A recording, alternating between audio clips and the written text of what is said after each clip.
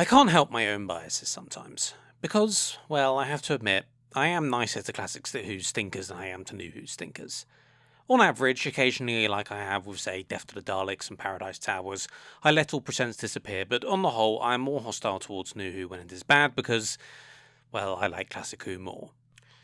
Its flaws when it is bad is usually that it's shit in a varied and quite unique way, as opposed to New Who doing the same shit over and over and over and over and over again.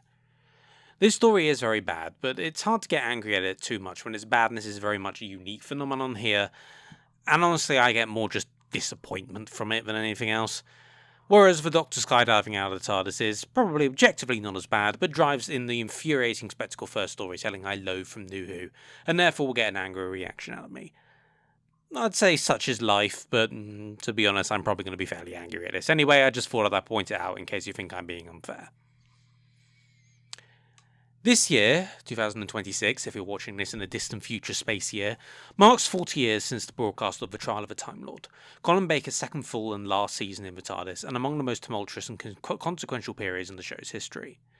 To mark that anniversary, I will, in the autumn, be doing a full review and analysis of that season, which is rather timely given Doctor Who's second cancellation taking place this year. But I thought it best to first give some context to this by going back and looking at the story that started off the Sixth Doctor's tumultuous time in the TARDIS. It is a notorious beginning to a notorious era, and while I do like the Sixth Doctor, even just how he is on TV, never mind Big Finish where his legacy was really secured, there's no denying that creatively and administratively Doctor Who was beginning to disintegrate, and disintegrate it very much did, over these crucial 2 years. The show suddenly hitting a wall, being faced with hostility at worst and apathy at best for the first time since the Colour era began, belies how arrogant and unprepared the production team really were, how they basically thought they could throw anything on screen and the audience would lap it up, and how tragically wrong they were. It was these errors, these mistakes in this time that killed Doctor Who, the McCoy era simply being the last twitches of a show beyond saving, and indeed the fact that the show got better in its last 2 seasons and that made no difference at all, I think showed that. And while it would be ungallant of me to point fingers, I'm going to be extremely ungallant and point fingers, and place most of the blame on the producer, given he was, the producer. If you have watched any of my reviews of his era before, you'll know I'm not the greatest fan of John Nathan Turner. I regard him essentially as I regard Rick Berman when it comes to 90s era Star Trek. Some great TV was made during his time, but all of it was in spite of him, not because of him, and his bizarre and tedious foibles and gimmicks ended up being his doom. J&T was not a good producer, and the reverence for him among older elements of the fanbase, i.e. the ones who have been writing Doctor Who magazine and other influential pieces of writing for the last 4 decades, just strikes me as bizarre and baseless. I've been reading through some DWMs from around 10 to 15 years ago. They're all on the Internet Archive if you're interested, and my god, the lengths they go to defend him. It's basically everyone else's fault but his, right down to the tea lady pretty much, which is just such an odd stance to take when he was the producer. The buck stopped with him, or rather it should have done, but clearly it didn't. It would of course be ignoring the elephant in the room as well, not to point out that there are allegations of grooming and sexual assault, if not from J&T himself, then him turning a blind eye to when his partner Gary Downey was doing it. Now, these remain allegations and just allegations. They've never been proved or disproved either way, and I suspect we'll never really find out if they are true or not, particularly as neither man is still alive to defend themselves, but even if they are just allegations, I still think it should give people pause when considering him. But the legacy of J&T himself and his contributions, shall we say, to this era are something I'll be looking at more when we look at the Trial of the Time Lord. I just felt it was good to point out as we are staring down the barrel of his biggest failure with this story. The Twin Dilemma is where the problems that doom the Sixth Doctor and eventually Doctor Who start. The idea for the Sixth Doctor, that of a more abrasive, arrogant Doctor to contrast with feckless charm from the Fifth, is as so eloquently put in this story. I think that was actually sound, and it was certainly not without its merits even as broadcast. One of my favourite things about him, for instance, is his total inability to be bullied or intimidated, which his harder edge brings to the character very well. But the problem was the execution, where it just felt like he was just a complete prick. A bad-tempered bully, and that's not what anyone wants to see from the Doctor. The idea was fine, but it was taken way too far, there was no subtlety to it, and there were 2 factors that made it even worse. The first was the costume, which has been lampooned by basically everyone, but it's fascinating to me that everyone thought it was a terrible idea, from script editor Eric Sayward to the costume designer themselves, who only created it essentially as a joke because they were so pissed off with J&T's demands, to Colin Baker himself, who hated it. That is, everyone except J&T, who thought it was genius, but really says it all. It was thoughtless, spectacle-first thinking, just adding the characteristic of tasteless without thinking through the consequences. I mean, I'm not going to dwell on this. Everyone talks about the costume, and everything that needs to have been said has been said over the years, but it was a horrendous choice. There's no question of it. Secondly, there is this story, which even by the standards of this era fumbles the ball on this quite so appallingly.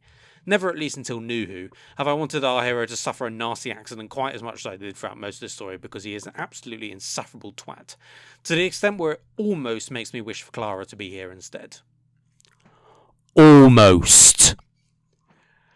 The strangling scene is infamous, of course, and while it is the worst moment of this part of the story, or just the whole story in general, in a way it still manages to make the Doctor look like less of a complete fucking arse than much of the rest of this stuff.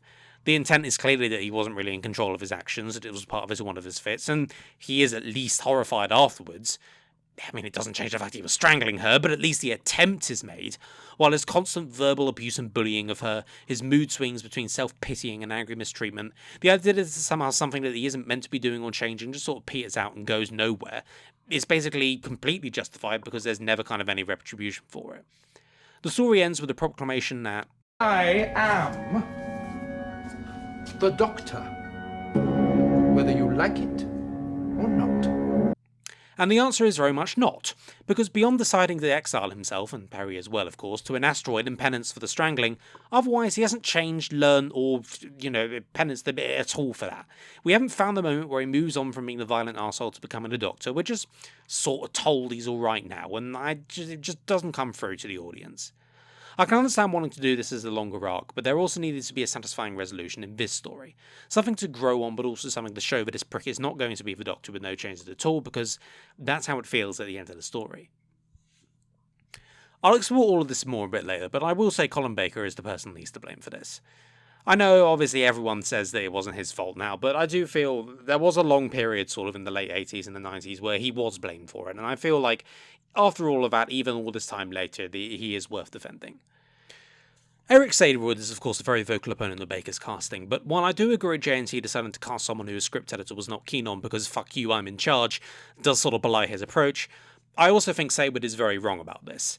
This isn't Baker's best performance by any stretch of the imagination. He's very obviously trying to find his feet in the role, and the schizophrenic script and weak direction do him no favours at all. But the positives of his performance in later stories, the drive, the energy, the passion, are all there, and it's clear to see that with some better writing he could have done very well, and that he did when Big Finish took him on. It's pretty much a cliche to say Big Finish saved the Sixth Doctor, and while all of his best work comes from the audios, I think there were glimmers of brilliance on TV. As I said, I like a lot of the ideas and some of their execution. The Sixth Doctor does have a fan in me, but that doesn't excuse the issues, and this story is host to so many, many issues. Let's start at the beginning as we usually do with the production. The director of this was Peter Moffatt, one of the lamest directors the series has ever had. It's unfortunate, but I can't say it's not true. Moffatt tended to treat the series like a film stage play, which was a curse of the less interesting directors of this era of the classic series. However, this story is without a doubt his least effective work and a body of mostly ineffective work. To be fair, it is generally accepted he thought the script was terrible, and he was right, and it's difficult to see how any director could have made much from it, but that doesn't excuse the plodding, dull presentation and the hilariously poor performances. It is perhaps an unfair comparison, but all we have to do is compare Graham Harper's masterpiece in the previous story with this one.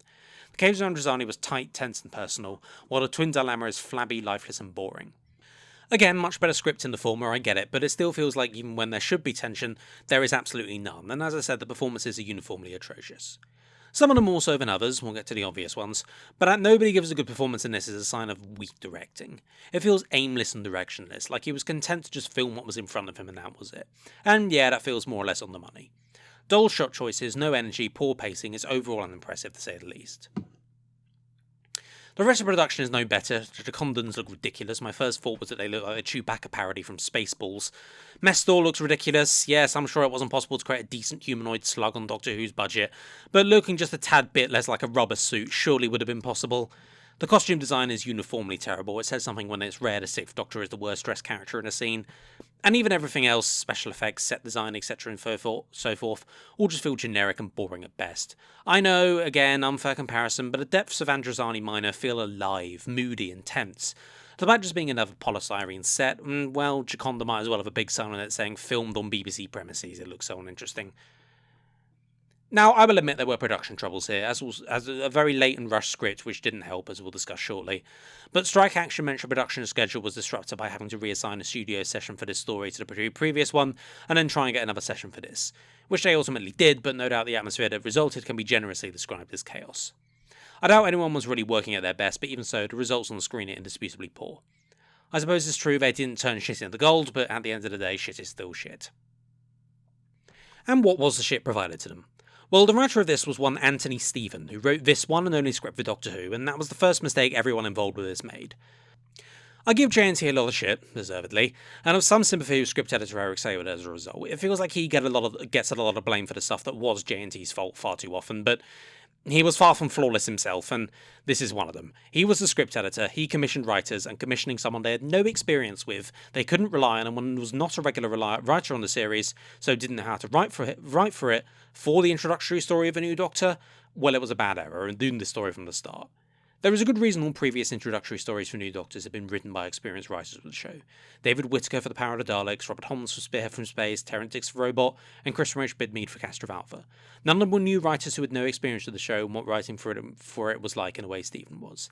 And the story feels it. Someone going through their own list of plot points without realising how they'd work on a Doctor Who story and introducing the new Doctor, and it ends up feeling lazy and haphazard.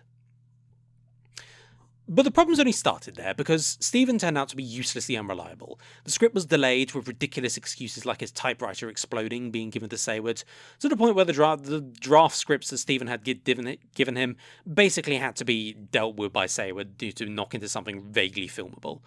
How much of the final script is Stephen and how much is Sayward, I couldn't say, but Sayward gets no credit for having to pull the finished script out of his arse, because, while that was no doubt difficult, he only had himself to blame by commissioning in the first place a writer he couldn't trust.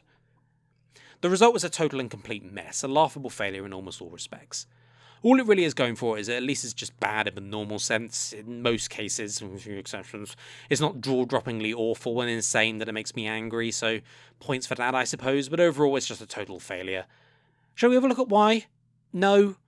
Well, it'll be a short review otherwise, so that's what we're doing. We'll start with the title characters, the twins, around which there is a dilemma, except there isn't really, it's not much of a dilemma, but we'll gloss over that. Now, already this was mistake number one. Do not have your story relying on children as a plot point, ever. Because, well, the problem with child actors are pretty notorious, and there are well-known reasons for this. Child labour laws means you can only have them for so long, and if you don't get the right take into account before your time is up, tough. Which is a problem because naturally, for the second problem that you have with them, they are children, and children are less experienced. They haven't learnt the craft of acting as well as an adult would have. Naturally, because children haven't learned anything as well as adults have because they're children. So their ability to get it right in the more limited time is more limited. And these are well-known problems, and yet writers of Doctor Who never learn, and that's how we got In the Forest of the Night 30 years later.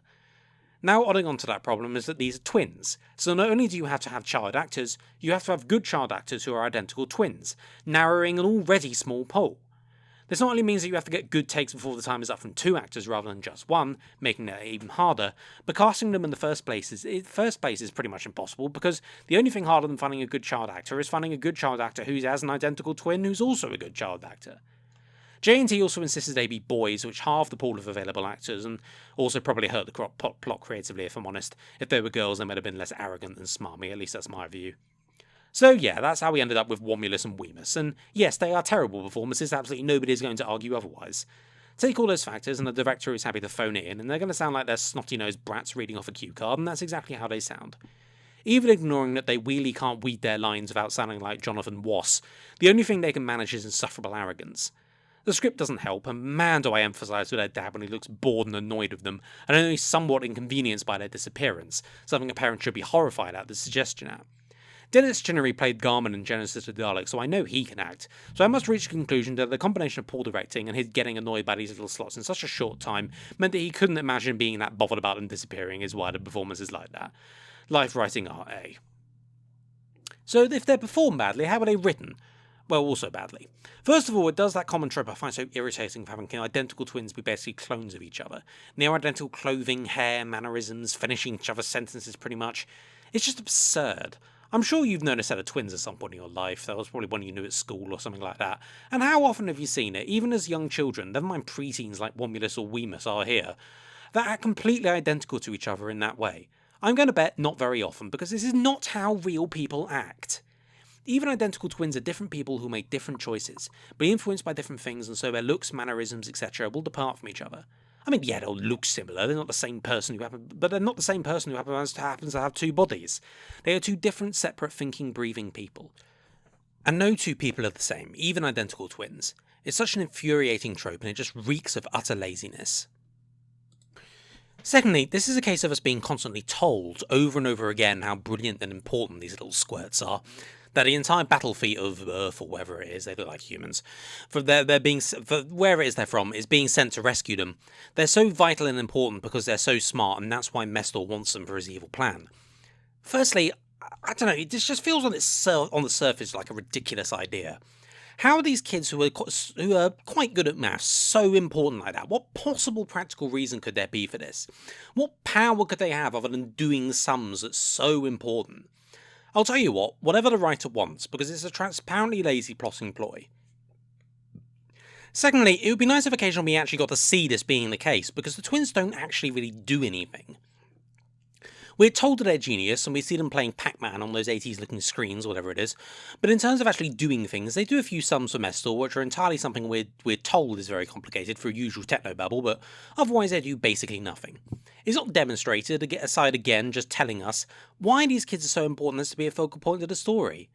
They're just generic boy geniuses. And speaking of which, didn't we learn this lesson with Adric? Everyone hates boy geniuses. And at least Adric occasionally was useful. He did sometimes use that mathematical skill in useful ways, in between bouts of sexism and working for the villain, of course, but he certainly did more than these two little idiots. So if the twins are annoying and useless, what about everyone else? Well, the villain is Mestor, who's annoying and useless. A theme is going to emerge here, I'm afraid.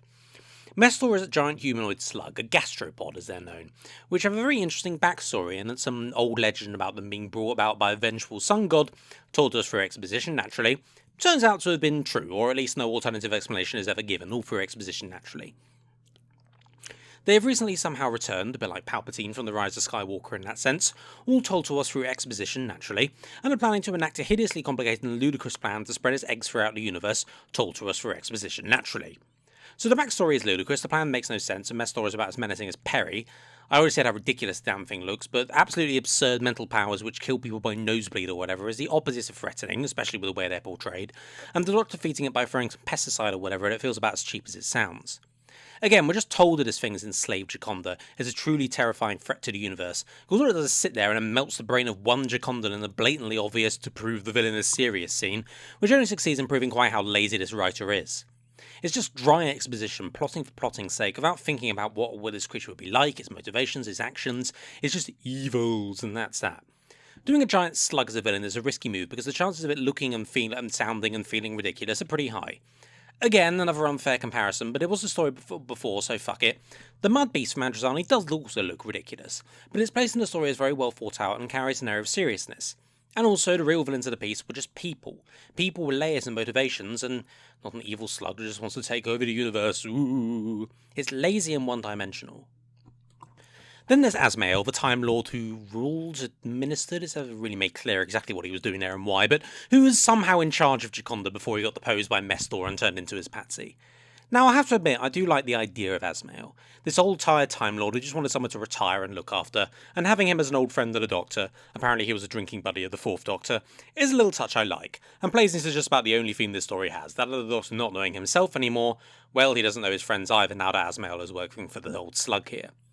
The execution is, you guessed it, poor, partly because of a very bored performance from actor Maurice Denham, no doubt helped by Moffatt's seeming disinterest in putting any energy into proceedings.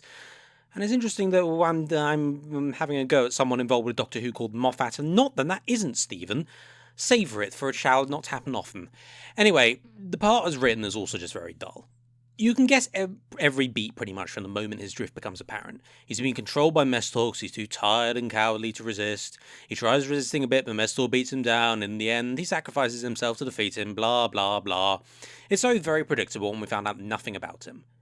Reading TARDIS Wiki, apparently the novelisation gives him this huge and varied backstory, and honestly from what I can read there it sounds quite interesting, but I'm not reading the whole novelisation, but sorry, these reviews take long enough as it is. And in any case, I'm only reviewing the TV story, no materials like the novelisation count, and nothing at all ends up like that on the screen. His relationship to the Time Lords, or indeed to the Doctor, goes entirely unexplored, and his motivations for being on Gioconda, feelings about it being taken over by Mestor, worry for its people, etc., pretty much anything that might have given him a bit of depth and interest is completely absent. He's just the oh-so-cowardly operator for Mestor in the background, and then turns around to the Doctor's side when the script says it's convenient. As for his sacrifice, the idea doesn't make much sense. Why would it even be possible to try and regenerate when you have new regenerations left? I mean, yeah, it is fatal, that's what kills him, but surely it just wouldn't happen and wouldn't be possible. But the execution is made up for by having an entirely unearned dying in the Doctor's arms death because of how poorly this relationship has been set up and defined. Well done, everyone. All the other minor characters are equally dull and flat. Did you know there's a Giocondan who's loyal to Asmael, one that's loyal to Mestor, and there's some conflict there? In theory, in practice, it's just very boring. And the Human Security Service, well, let's say their big boss is a character I preferred when she was played by Beryl Reid in Earthshock, so nothing to praise here either. Which brings us to our regulars, and, well, as I said earlier, I get the idea. This is a more abrasive, arrogant Doctor, but one who is still ultimately the hero, and this is fine as a concept, but you can't take it too far, and they take it too far to say the least. The Doctor in Part 1 alone acts like a smug egotist, acts like his obvious mental breakdowns are nothing to worry about, tries to strangle Peri, upon realising this decides to exile himself, and Peri as well, even though she was the victim in it, to a cave on an asteroid by continually belittling Peri, rescues the soldier guy and berates Peri constantly for offering a slight doubt if anyone could have survived this massive ship crash, and essentially then does the whole Laurel and Hardy this is another fine mess you've gotten me into routine. It's exhausting, it really is, and it makes him seem like such a colossal prick that when the gun is pointed at him for the cliffhanger, you wonder if the actual cliffhanger is wondering if he won't get shot in the face, rather than if he will. It's just staggering in how badly executed it is. He comes across as a complete twat, a self-centered, berating egotist, and just genuinely quite a loathsome person. This is not a good first impression to set at all. Now, post-regenerative problems are obviously not new, and Castrovalva took until its last episode for the Fifth Doctor to really emerge as he should be, but while that story is far from perfect, it at least does it right in letting the Fifth Doctor slowly emerge as he overcomes the confusion. And while confusion seems more natural as a post-regenerative thing, he's calmly letting his mind come back together. Having the Doctor act like a psychopath is quite a step up from that, because now the defining image of him we get is a lunatic strangler. And doesn't help that while we had a clear picture of the Fifth Doctor by the end of Castrovalva, we don't have one of the Sixth by the end of this story. There's honestly not much to suggest that we're seeing a changed man emerge. If there had been a natural progression from strangling psycho to arrogant but heroic, it wouldn't have been good, but at least it would have been something. But it feels like the stranger doesn't exist. He's literally strangling again. He's strangling Asmael towards the end of the story, showing the audience confusedly nothing has changed, and suddenly, without moment, he's a hero defeating Mestor, even though it's Asmael doing most of the work. It just doesn't come together, it doesn't work. There's no journey, no progression to make it happen. You're the Doctor whether we like it or not? Well, Doc, I'm afraid at the moment it's not, because his arc to earn his space as the Doctor following being Mr. Strangly is non-existent. It feels haphazard and unthought out. I mean, yeah, I get it, they wanted this to be a longer arc, one where the Sixth Doctor grows over the series, but it doesn't change the fact there needed to be a complete arc for him within his first story, or the audience are going to have the first impression that he's a prick, and not want to see his story go on any further. Particularly given this story's placement, this was the final story of season 21, deliberately giving this Doctor a first story before the season break so we could get to know him, and if this is what they were going for, I think that was a mistake and they should have let the season break come straight after the regeneration. This might have worked better if the wait was only a week until the arc continued and we got to see more of him. Having the break in seasons meant that the last thing we saw of the new Doctor was his smug grin after being a colossal fucker the whole story, and learning nothing and growing in no particular way. The strangling of Peri is in particular a deeply uncomfortable watch for obvious reasons, and even with the caveat that it is made pretty clear in the story he wasn't really in control of his actions, it still was an absolutely atrocious look for the new Doctor, and overall it was a mistake, no question. Maybe it could have worked. Maybe if we see him grow from it, see him overcome this, working out in a proper way rather than acting even more arrogantly, maybe. Have him at the end of the story properly apologise to Peri for the strangling, make it clear that the violence was him not being in control, and now he's over that. But the thing he won't apologise for is being abrasive and arrogant, because that's who he is. That's the change he's undergone, and that's what she has to accept, and indeed what the audience has to accept, like it or not. Now let me make it clear, I still could have done without the strangling. It's deeply unpleasant and gives off this tone of gratuitous violence that would have unfortunately become a major feature of the next season. I'm just suggesting how it could have worked, but we don't even get that. There was a start point and an end point for the Doctor's character in the story, but there were two problems with it. First, the two were just too similar, and the journey between them was barely plotted at all. As for Peri, well, I overall think she's a discussion for another time, particularly as we'll be looking at her departure with Trial, but I'm not a huge fan of the character, at least on television. Nothing against Nicola Bryant, who's a capable actress and like many 80s companions had some excellent terms of Big Finish, but the character always to me on TV felt like she was just generic, like they weren't really interested in giving her a personality beyond companion and American. Say what you like about Tegan, but they knew what they were doing with her, and there was more to her than just being an Aussie, but it didn't work the second time around. In this story though, we probably see my biggest problem with the character. They absolutely did not think through the implications of how she related to the Doctor's arc here. She joins up to go travelling with this handsome, dashing man, visibly at least only a few years older than her. After the unpleasantness she has to go through on Androzani, he then suddenly changes into a man 10 to 15 years older than that, who immediately goes from the pleasant and dashing to brash and arrogant, who berates her incessantly and then tries to kill her by strangling her within the first half hour of this change. Yes, he wasn't really in control of his actions, the story makes that clear, but then you can make the same argument to, say, a drug addict she might have hooked up with. Yeah, it's not an apples-to-apples comparison, I accept, but it shouldn't make it any less horrible for her just because he wasn't really in control. It was still absolutely horrifying. The rest of the story involves being further berated, blamed and harassed by this guy, with no real apology or restitution or anything to really indicate to her that he's changed, and the story ends with him going, "Well, this is how it is though, tough shit, lady," and her reaction is to smile sweetly at that. Yeah, fuck right off. Having this as a storyline today will probably get you fucking cancelled. It's just basically just justifying abuser behaviour and making out like Peri just can't say no to this crazy man despite him doing nothing to earn it. As I said, they absolutely did not think this through one tiny little bit. And no, I'm not suggesting it was intentional, it was entirely just them not thinking it through. The result is just uncomfortable. Does their relationship improve over the next season? Sure, but there's still the problem that Peri's personality, or rather lack of it, means she can just never quite stand toe-to-toe with the Doctor beyond her few snarky comments. I have a lot of problems with Mel as a companion, but she works quite well against the Sixth Doctor because she flat out does not take his shit, and is happy to boss him around when he needs to be, and Peri as a character as she's set up, I just don't think it really works that way. So overall, I think they badly misjudged how they did this, and it gives the whole thing this deeply uncomfortable vibe, and one that makes the Sixth Doctor's introduction even more, well, unpleasant. It was just not the right move at all. The idea was fine, but it needs to be cut way back, just to a bit of arrogance and egotism, rather than outright psychotic behaviour, and I think probably the only way it would have worked was a complete restructure of the whole thing and start again. To have this be a situation where the Doctor demonstrates he's a bit more of a bugger, but still a hero and certainly someone who cares about his companion, because that's obviously not mutually exclusive with being more arrogant, quite the opposite actually. As it turns out, this Doctor is just an arsehole at best and a violent psychopath at worst, and it just does not work, full stop. This is the thing that kills the story and makes the potentially era-defining failure it may well be. As for the rest of the story, well, there's not much to touch upon. The plot is ludicrous and based on exposition and scientific nonsense. So we on about the hard science of Bidme's stories, at least that sounded vaguely plausible and didn't involve planets orbiting each other or supernovas spreading eggs or whatever the fuck it was. But there's not really much to say about that other than it makes no goddamn sense. I always say that you can tell a story's quality by the strength of its cliffhangers. Admittedly, it's not a perfect system. Horror of Fang Rock is a great story, but it does fail this. But overall, I think it works. And this story fails the test badly, with all three being, oh no, the regular might be killed, with the obvious resolution of, oh no, actually they're fine. And as I said with the first cliffhanger with a gun pointed at the Doctor, it seems almost a shame he ends up being fine at the beginning of part 2. Otherwise, I think I've said my piece on this. There should have been another way, and Colin Baker deserved better.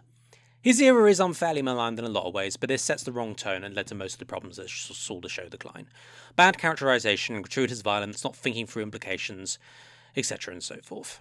The idea, as I've said, was fine, but it needed to be executed very differently from this. The next time we'll be looking at the Sixth Doctor, we'll be looking at how the show came crashing down, how it went from BBC staple to BBC problem child in such little time, and how the production team at the time just simply blew it.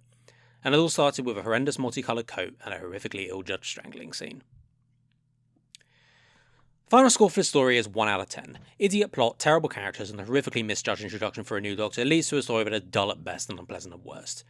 It lacks any real merit, apart from a Lou Lieutenant joke, which I chuckled at, one positive in the whole thing, so congrats. And it's just such a bizarre failure in a lot of ways.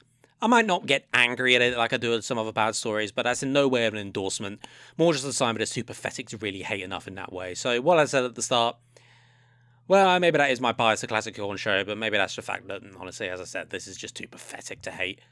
It is a disaster, one that set this Doctor off on the wrong foot and the potentially doomed Doctor Who. As I said, we'll look at these circumstances more in the autumn when we look at The Trial of a Time Lord.